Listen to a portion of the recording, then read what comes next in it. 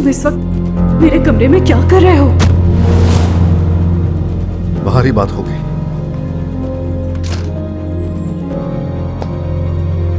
क्या करने आए हो यहाँ?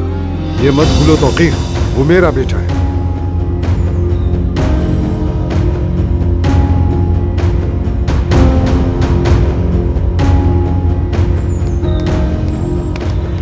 ये कभी नहीं हो पाएगा, तुम्हें बता चुका हूं।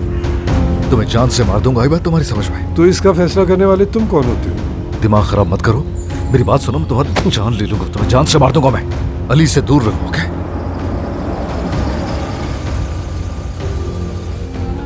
आप दोनों गाड़ी में वेट करें, मैं उनसे पूछ के फौरन आती हूँ। मैं नहीं चाहती कि आप दोनों जाएं। क्या अली भी होगा घर पे? मुझे क्या पता फरहत, तुम यहीं पर रहो, मैं आती हूँ। नहीं नहीं, मेरा ध्यान तुम पर लगा रहेगा, मैं भी साथ चलता हूँ। हरगिज नहीं, वो तौकीर आपको देख के कुछ कहेगा और मुझे अच्छा नहीं लगेगा, इसलिए मैं खुद देख कर आती हूँ।